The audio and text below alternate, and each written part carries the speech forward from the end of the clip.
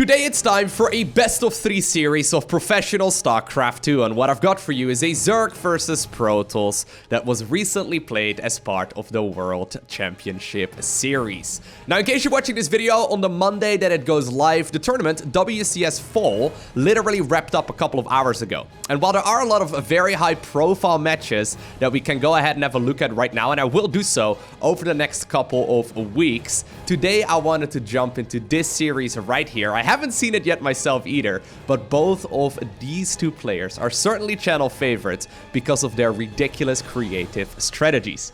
Now, I don't know what to expect here, but let's go ahead and get started by introducing the players. Spawning here in the bottom right-hand corner and playing with the blue Zerg drones. From Germany, we have none other than TLO. And his opponent in the opposite corner of Acropolis, playing with the red Protoss probes. We're looking inside of the main of Haas. Now, remember that strategy that became popular, I would say about a year and a half or so ago right now, where Protoss players would start off with a cannon rush and then transition to watch a robotics facility on the other side of the map? Does anyone recall that style? The one with the immortal juggling and all of the really disgusting shield battery cheese? I say disgusting because I'm a Zerg player at heart myself. Well, really, that strategy, it was come up by none other than Haas himself. And I've always said the reason why Haas is a very scary Protoss is because, well, he cheeses a lot, yes.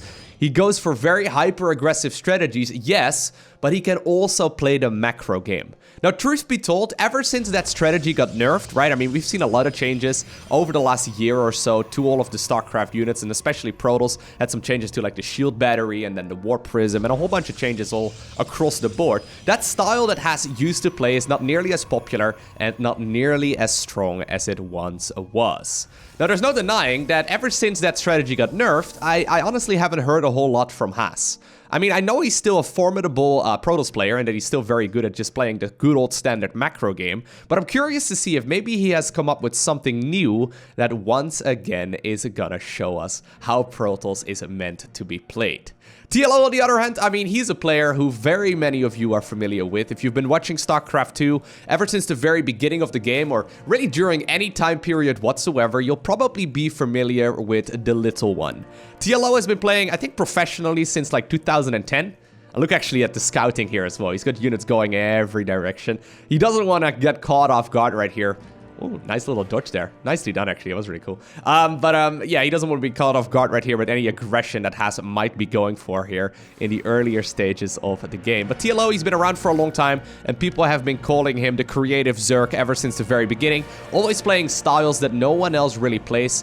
But, you know, for all I know, I mean, since they're both still formidable standard macro players as well, maybe we're just gonna have the most standard on standard Zerg versus Protosses that I will ever cast. But anyways, I've got high hopes, so let's figure out what this series is all about together. Now, by the way, for those of you interested in the replay pack for this tournament as well, luckily actually for a lot of the premier events for StarCraft that are actually held by Blizzard themselves, they released the replay packs very quickly. So the same for this one. I mean, the tournament was literally wrapped up a couple of hours ago. I just retweeted the link as well. So if you're interested, go ahead and have a look at my Twitter, and you can go ahead and have a look. And by the way, if there are any series that were played as part of this tournament that you would like me to go ahead and cast, I saw very few of them live. I mostly saw a couple of the series during the final day, so yesterday, but other than that, I really haven't seen that many. Let me know down below in the comment section so I can definitely pick some of those to go ahead and give commentary to over the next couple of weeks. Anyways, Haas opening up with what seems to be a very standard build. He did go for a pretty quick charge lot upgrade, but he does follow it up right now with a grand total of 4 gateways and then also that Dark Shrine. So Dark Shrine openers obviously very common nowadays. You can get a little bit aggressive with the Dark Templar, but then also follow it up with some Archons, and I think in this case, a couple of Zealots. Now, this is actually already a little bit different. This is not normally what we see. Generally speaking, you see people rushing out the Dark Shrine and then slowing down the charge upgrade a little while. So there's a bit of a switch over here. Maybe this is going to allow Haas to get just a little bit more aggressive. Sometimes we see Zerg players completely skipping out the Roaches and just go with Queens and Zerglings to defend against the Dark Templar, and then also Is there actually any detection? Yeah, okay. No, he's got a lair. He should be fine. You know, they try and defend with just Zerglings and Queens against, like, Dark Templar and Archons. In this case, I mean, obviously, Zealots with charge make this very, very scary. He does have the Dark Shrine available, too, but he can also just use this Prism here to pick up wounded Zealots if he wants to, right? I really like that micro, that Protoss micro, is the one reason that made Haas extremely potent. He already went for a really quick third Nexus though, so nothing too aggressive here coming out of this Protoss player for now. I mean, he could, but it's likely not gonna deal that much damage. TLO though, already playing extremely, extremely safely. Double Prism, by the way, over here for Haas, and it does mean that I think this Dark Templar is gonna be able to deal at least a little bit of damage. It's nothing too crazy. I mean, there is, of course, that detector available, so eventually this Dark Templar will go down, but 6 drones. Very, very solid, all things considered. So, the thing is, TLO has been cutting corners here, right? He has actually not been really droning up nearly as aggressively as we see many Protoss players, or many Zerg players rather, do against a Protoss player like this. What's going on over here? Dude, that one Adept is doing its job. Let's be real. They're trying to rally out, but it's not happening. But anyways, he's playing very, very cautiously. And I think he may very well be looking here to get a little bit aggressive. That's quite a lot of roaches ready to make their way across the map. It's one of those pushes, though, that I generally speaking don't see dealing too much damage. Considering Hasdo does have 2 prisms out on the map, and he also warped in a lot of units that are, well, pretty much on idle on the other side. Maybe this is a push that can deal a bunch of damage. We also do see that Overseer Cocoon coming up, so defensive Dark Templar not going to be that great. There's really not that many Gateway units here available in general. One Immortal gets picked off very, very rapidly, and I think for now, this will at the very least force some of this to go home. One of the Prisms also now actually gets picked off. Charged obviously still very, very good against unprotected Roaches here, and good control once again by Haas. While he lost 1 Immortal, I think he's going to be okay here for now. On the back of this, we do see more Roaches coming up here as well for the Zerg player. So TLO really looking to potentially close out the game right here, right now. But I've got a feeling with that, you know, with that Prism coming home, never count out a Prism, especially in the hands of Haas when it has 2 Immortals in it, right? Like, what are you going to do about this? There's no way. A lot of these Roaches will get picked off on the retreat as well. And while this is once again not your standard Zerg versus Protoss, I mean, maybe it's standard from the Zerg player, but it's definitely not from the Protoss so far. He certainly took a different route to getting towards this unit composition. I do like the way that Haas is playing this so far. Zerg doesn't have a very big economy, so usually if you see a Zerg player going for this heavy of an aggressive push, they have a whole lot more eco on the back of this as well. Not the case here. Only 50 drones versus, well, a very similar amount of workers here for Protoss. Needs to be careful though. This is one of those Zerg compositions that can easily pick up a Nexus if you're not paying attention. Oh, the force fields. Oh, they're looking for the force fields. He actually loaded up the sentries into the prism. Oh my god. Oh, dude, that was so sexy. Loading up the sentries into the prism just so they can get into position a little bit quicker and to then force field all of these roaches in. Haas. I love it. I love it. Not gonna lie. That's so tricky. That's so Haas. So these Roaches, they're actually not going to be able to get out either. I mean, +1 missile will finish up right now after the engagement. Not quite what you're looking for. And right now, I can guarantee you, Haas always smelling blood in the water, okay? He's like a piranha. You can't just, you know, take a small little bit of damage in the early game against someone like Haas, because he will immediately capitalize on it. Now, I see a couple of Overseers going in. I mean, this is Mr. Creative at work. I guess he's decided, you know what? You're not going to make any more Immortals for the rest of this game. It's not going to happen. I'm just going to permanently, you know, goop up your robotics facility. Good luck trying to get him across. But, I mean, it doesn't really matter. Haas right now just warping in more and more units, adding in a couple of Stalkers to the mix as well. I guess that's to get rid of maybe a few of these Overlords, to maybe deal some additional damage to these Roaches as well. He's just going to continue warping in. You got to keep in mind, Protoss has a very strong economy, but there we go. He hit the trigger, immediately zaps forward with a ton of those Zealots. Once again, utilizing hold position. Keep in mind, all of these Protoss units can easily go back into the safety of the Prism too, but Prism radius, though, has been reduced. Now all of the drones are pulled off the line as well. There's still a lot of Zerg units remaining. Drones actually now on hold position too, trying to neglect some of that damage that would otherwise go on top of these Roaches. Maybe TLO can hold on, but he's already taken so much damage. 20 drones ended up going down here in just about a minute or so. And even though Haas looks like he's going to retreat here, I mean, the third still lives, I guess. I can guarantee you that this man is not done with the damage just yet. This man is never done with the damage. By the way, dude, this is like a small move, okay? But there would have been like 2 or so more immortals out. He continuously keeps on contaminating the robotics facility. I love this.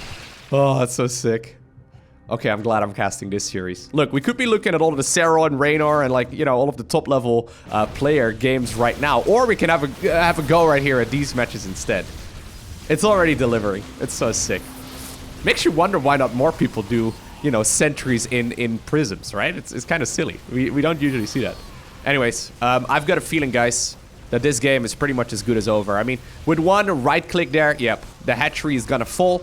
And, well, at that point, we're watching a 2-base Zerg player go up against a 3-base Protoss.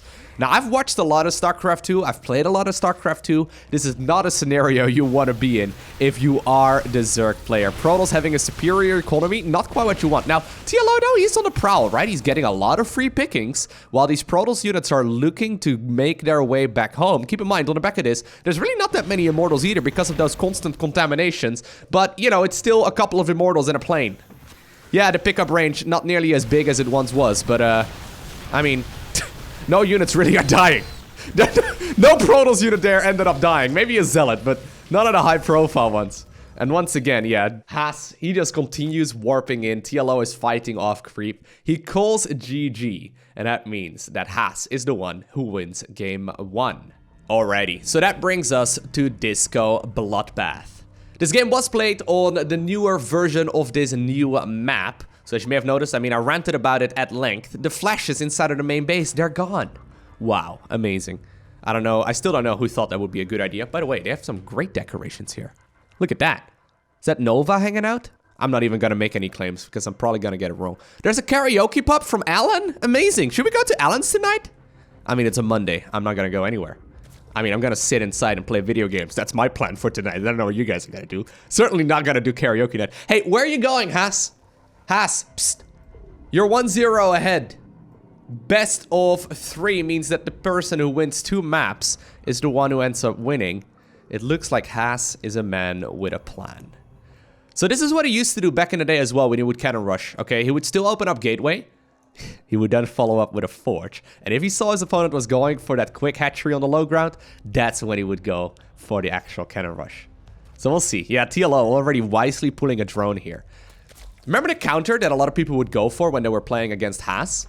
They would literally not take their natural anymore, but they would just instead opt to go for the 3rd base as their first expansion, and then take the natural expansion later. And the idea behind it was, oh my god. He's gonna try and do it again. The idea behind it was that he had to choose whether or not he was going to contain you or whether or not he was going to try and take out the expansion. It was a really clever solution to, you know, a very tricky Protoss player. There's that Cybercore going down. Haas could expand on the back of this. Generally speaking, though, yeah, he's probably going to go for a couple of those photon cannons. Ooh, he needs to be careful. Dude, I love this one drone on the low ground. This is amazing play. Really critical. So basically what happens, right, is that if you manage to get into this position, Photon Cannon can shoot up on the high ground because of the vision that that pylon provides. It takes 3 drones right here to kill a pylon, or rather a cannon that just starts, so this should be okay, but still, this is one of those things that can slowly but surely create an advantage right here for the Protoss player, but he's on a timer. Roach Warren has been planted down. TLO goes immediately for the expansion, or rather for the gas right here inside of his main base as well. That Overlord certainly can't be picked off, but if a couple of Ravagers come out, this is gonna be easily shut down. Robotics facility goes down in the main base. Oh my god. So this is what he did a year ago. This is exactly what he won a lot of tournaments with. And you know what? I do not like the positioning there of that spawning pool at all. That is going to be in range, for sure, of that Photon Cannon. If he can get an Immortal out, he's going to then go ahead and follow it up, certainly with a Warp Prism. This is going to be one of those things that can very quickly get out of control. Keep in mind, though, obviously he's on a timer. Once Ravagers come out, they can start raining their Corrosive Biles, and Corrosive Biles do outrange Photon Cannons. So we'll have to see how this dynamic is going to play out. There's already one shield battery over there. Is that in range? He cancels. Okay. He doesn't want to, he doesn't want to waste anything. Thing is, if you put one over there, right, you're going to lock up your own Immortal. There it is. Immortal immediately chrono boosted out as well. There's no way. I was going to say, you cannot do that. Shield battery over there. Still at Overlord. Actually, it's this one right over here. Providing high ground vision. That's a misclick. That certainly is a misclick, but look at that. All of these structures are touching. Love this position right here of the rush. I do also love the fact, though, that TLO got himself those Ravages out this quickly. All he needs to do is just continuously lay down the damage. There's the Immortal. He needs to get a Prism out. He needs to get a Prism real fast.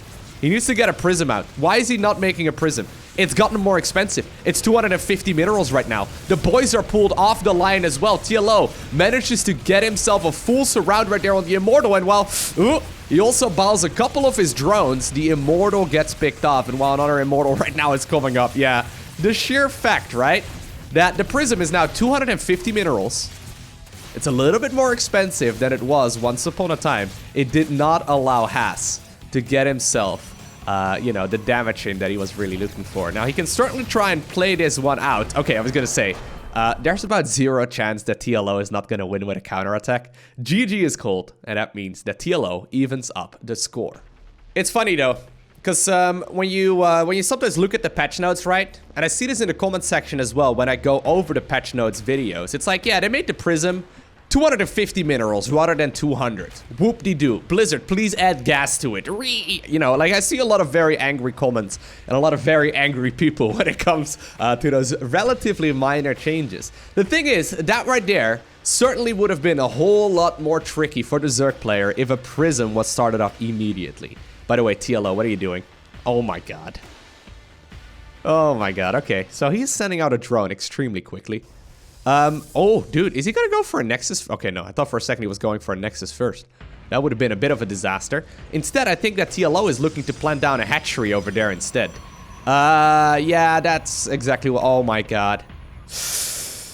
Oh, that's so dirty. Okay, so game number 1, relatively standard macro game. I mean, we saw Prisms loaded up with sentries and insane force fields, and then, you know, those Overseers gooping up the robotic facilities and all that, right? It's quote-unquote standard. Game number 2 was that classical Haas cheese that he's done for a very, very long time. And, well, now apparently we have a hatchery block going up inside of that natural of the Protoss player as well. This is one of the things that Dark actually likes to go for a lot. It's one of the ways that he ended up winning GSO Code S relatively recently. Essentially what it came down to, and actually, you know what? Haas is a man with a plan. He's like, okay, yeah, you can put down a hatchery over there. I'm gonna go ahead and instead then go for some sort of cheese. I think he's planning on planting down, yeah, there you go, a pylon very close towards the Zerg bases as well. Anyways, this is a strategy, the hatchery block that Dark was going for in pretty much every single game of the GSO Code S finals that took place a couple of weeks back. Actually, maybe it's a couple of months at this point. I don't know. But anyways, he would basically do it just to throw Protoss players off of their so-called standard. So basically, Protoss players got a little bit complacent in a way. I mean, I don't want to make it sound like a mean thing, but they got very comfortable with their early game build orders that a lot of them were not very comfortable. He cancels and starts an EVA chamber as well. Jeez. But yeah, a lot of them were not very comfortable playing the more dynamic styles. And basically what it allowed Dark to do is to be the one who was in charge of the early game. Proxy Stargate, though, goes down here. So Haas certainly has played against this before. Immediately knew how to respond against... Oh my... Oh, dude! No way! He got it again! Alright, now this is costing Zerg a ton, okay? This is costing Zerg a lot of resources. It's not like this all comes down for absolutely free, right? He has to cancel. There's a lot of lost mining. Oh, God, don't... Oh, God. Thought for a second he was going to lose the whole structure. That wasn't, right? No, it was just one drone. But you can see right there, 218 minerals in total. That's quite a bit at this point in the game. Anyways, this now certainly throws Haas in a bit of a weird spot. He does decide to get himself that Oracle out. Keep in mind, this is completely unscouted. Generally speaking, if it's an unprotected mineral line, an Oracle can get up to like 10 kills. If there's one queen, it can still get up to like 9 or so. Usually, we don't see Spore Crawler start up until about 3.5 minutes into the game. So 3:30 is usually the time that you go for Spores, if you suspect your opponent might be going for a counter rush. In this case, that's not quite happening. Overlord speed coming up here as well. I love the addition right here of 2 more Adepts, actually. That's great. Really nicely done. These Adepts are going to distract the Queens entirely, and that now means the Oracle is going to have free reign of the mineral line. This is an absolute disaster. TLO, he cancelled those structures many times on the other side of the map. He right now finds himself with a terrible economy. Yeah, he may be able to get himself, you know, these adepts, and that's all fine and dandy, but that is a ton of workers that were just picked off. And on the back of this, Haas will be able to finish up his Nexus eventually. Overlord right now inside of the main base will confirm that indeed there's no Stargate over here. Amazing. So indeed, it was built right outside of the main bases of the Zerg player, and well, the two Oracles still remain. Oracles obviously very, very helpful in these scenarios. Tialono actually, he decided to just simply move all of his mining over towards his main instead, because it's a little bit safer. Yeah, this is definitely already a bit of a tricky scenario. He did manage to check out the amount of probes that were mining there for Protoss inside of the main base. So we'll know about the fact that there's really not that much Protoss here either, like Protoss probes. But still, this is going to be able to now transition towards a game that was previously in favor of the Zerg, now certainly in favor of the Protoss, right? Zerg was the one in charge, but he now needs to scramble to try and get himself all of those workers back up to a healthy count. Now, obviously, Zerg can make multiple workers at once, which is great, but these Oracles, I'm glad he kept one of them alive. These Oracles are going to continuously zap away and just get whatever they can. This is super annoying, okay? Like, this is just such a nuisance to deal with. There you go. Once again, some lost resources here and there. So if you look right now at resources lost, there you go. I mean, the Stargate was picked off. He doesn't care about the Stargate anymore anyway at this point in the game. Usually you don't make any more than maybe like 2, maybe 3, maybe 4 Stargate units until the very late stages of the game. So losing it at this point is fine. So these, you know, the cost right here for the Stargate can basically be subtracted from that. This is definitely a game where Haas is feeling very comfortable. 2 Adepts, or 2 Oracles rather. Oh god, he's very good at micro though, right? Seriously. That was beautiful. Yeah, no, those 2 Oracles are just going to be able to zap in and out constantly. And while they are pretty low right now, they may have to return. They can be utilized later for the Revelation spell. Alright, Overlord inside of the main will confirm what's going on. Chrono Boost on the Twilight Council. We know that it's going to be that charge upgrade. We see additional gateways coming out. So that is going to be a Templar Archives right now as well. So that's 4, 5, 6 of those gateways. Then we see a whole lot of Immortals available as well. I think this is just going to be a good old Archon Immortal push. Alternatively, he could also just decide to go up towards the 3rd base. But you know what? This is Haas we're talking about. I would be surprised if he decides to just simply take a 3rd base and then, you know, not make a push towards the other side. I'd be very surprised. Prism right now coming up as well. There's no way, right? There's about 0 chance. He's not at the very least going to test the waters. He might go and get himself a Nexus on the back of this eventually as well. Maybe he's even going to get it as he's moving out. But I think that whenever Haas can move out, he will. Right? Very different than, for example, like a Showtime or maybe like a Stats or, you know, really like, I think many of the people out there consider those to be like the best Protoss inside of South Korea and then the best Protoss outside of South Korea. They like to play that very laid-back Protoss style where they just simply defend, and then eventually get a bigger army, and that's when they move across the map. This is very different to that. Haas just simply moves across whenever he can. There we go. A couple of High Templar get warped in here. They're going to be able to merge into 1 Archon each. Or, well, I guess 2 of them get merged into 1 Archon each. Oh, looks like one of those Oracles, nope, will not go down. Still, there's actually a scary amount of Zerg still available. Pushing up this ramp. Yeah, we are on Thunderbird. Pushing up this ramp, very difficult. High ground advantage, not as big as it was in StarCraft 1. Still certainly noticeable.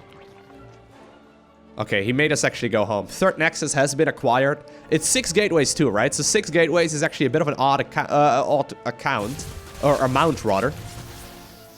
How many are there? Yeah, it's just 6, right? Yeah. So 6 gateways usually indicates you kind of want to get a little aggressive, but not too much. Usually we see players taking the 3rd Nexus off of 4. Or if they want to go for a 2-base all-in, they will go 7 or 8 gateways.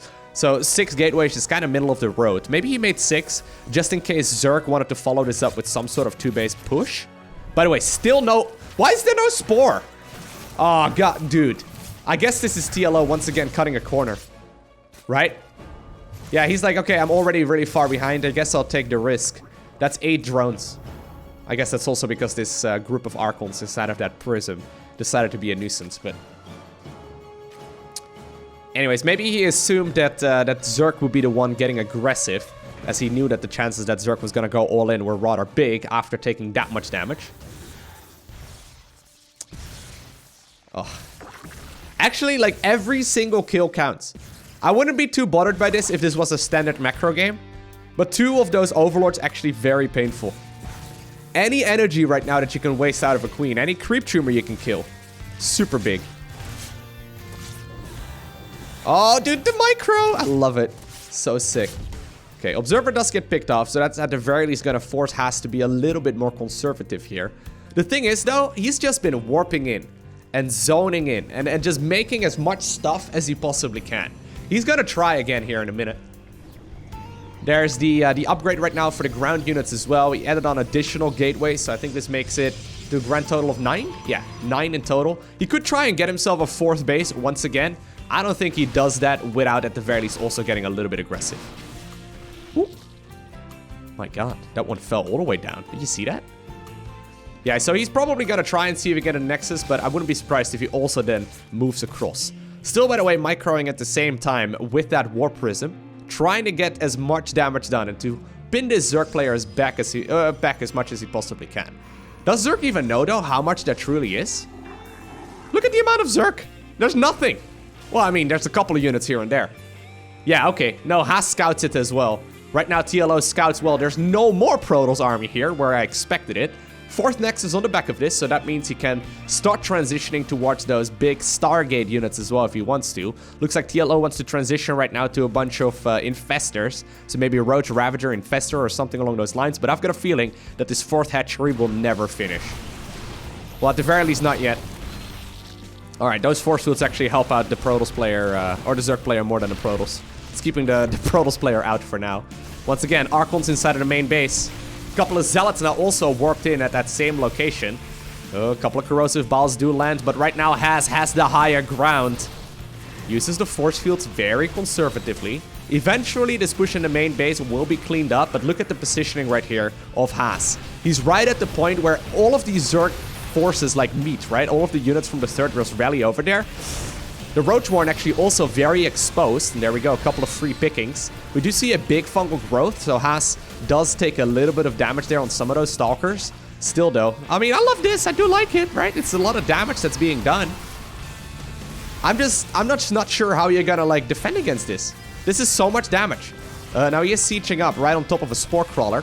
So I think that Prism is as good as dead. But still, like, the Roach Warren right now is gone. What are you gonna make? Zerglings? Oh, once again, those force fields, absolutely painful. Drones are falling on the right-hand side, and TLO GG's out. And that means that Haas is the one who is victorious. Always good to see that he still got it, man. I mean, I think a lot of people watch, you know, a decent amount of StarCraft, and personally, I watch as many pro games as I can. I try to, at the very least, obviously cast at least like 4 or 5 games or so a week on this YouTube channel, and oftentimes that includes me casting like more than like a dozen series or dozen games, just because I only want to upload the very best of the best. I cast a whole lot of StarCraft, and the name Haas just sort of hasn't shown up that much, sadly. Cool to see, though, that he still got it. Playing a style that is very similar to what a lot of the pro gamers are playing, but still with his own little moves in there. Like, for example, that Sentry load up. Like, for example, the game number 2, where the strategy didn't work, but he still tries it, and he's still a scary player to go up against. Because I think it was especially noticeable in game number 1. TLO was really playing ultra safe, right? Like, he was really trying to cover all of his bases, and in a way he was cutting corners in the sense that he didn't have nearly as many workers as you normally have at that point in the game. So he took damage, even though he was supposed to be defending against everything. And that's just because Haas has the style and you know, that image, I suppose, of being a very aggressive player and someone who likes to just simply get in your face. So just because he's got that image, players play against him differently. And that already gives him that small lead. But anyways, I hope you enjoyed watching this game. If you did, consider hitting that like button. If you like the content a lot, consider hitting that subscribe button as well so you get notifications as soon as future videos go live. A special shout out to the Patreon supporters. Thank you very much for making this channel possible and for your generosity. But for now, I want to thank you for watching. Have an amazing day. Do not forget to smile, alright? And I will see you once again in the next one.